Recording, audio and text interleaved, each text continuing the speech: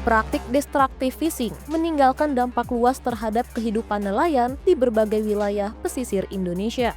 Bukan hanya menurunkan hasil tangkapan, namun juga mengancam kelangsungan sumber daya ikan di laut. Paling tidak begitulah yang dilihat aktivis Koalisi Rakyat untuk Keadilan Perikanan atau KIARA, Susan Herawati. Destructive fishing mempunyai dampak yang luar biasa terhadap kehidupan nelayan karena bukan hanya menyebabkan hasil tangkapan menurun, tapi juga menyebabkan banyaknya ikan-ikan yang ada di laut itu hilang.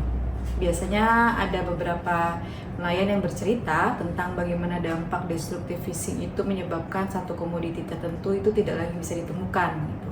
Dan ini terjadi di beberapa titik di Indonesia, salah satunya di Aceh dan di area Maluku. Penggunaan alat tangkap yang rusak itu menyebabkan bukan hanya rusaknya ekosistem pesisir dan laut, tapi juga menyebabkan nelayan dan perempuan nelayan semakin terjebak dalam kemiskinan. Dampak buruk itu baru permulaan. Susan menganalisa ada banyak rangkaian fenomenal yang muncul, terutama pada cara nelayan mempertahankan keberlangsungan hidupnya. Fenomena-fenomena itu bisa jadi momok sosial.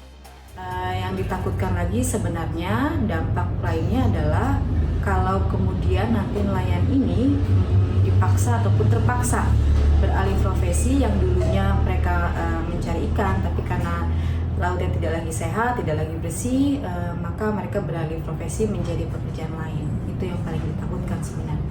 Menurut KIARA, pemicu terbesar dari destructive fishing itu sendiri adalah terjadinya pembiaran yang berlangsung cukup lama gitu. Jadi ada beberapa aktivitas yang menggunakan alat tangkap yang rusak, menggunakan metode yang rusak gitu. Kemudian itu diketahui oleh para pemangku kebijakan atau aparatur negara, tapi kemudian itu tidak ada penegakan hukum.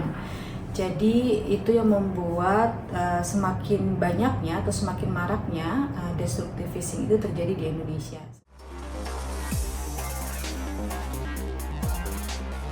Indonesia sebenarnya telah memiliki regulasi yang melarang praktik-praktik merusak tersebut, namun implementasinya dianggap masih belum maksimal.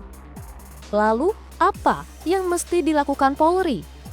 Menurut KIARA perlu untuk kita berkolaborasi gitu ya. Jadi bukan hanya dari Bakamla, Polairut ataupun KKP, tapi juga harus melibatkan masyarakat untuk melakukan kerjasama menjaga laut Indonesia dari penggunaan alat tangkap yang rusak ataupun aktivitas destructive fishing lainnya.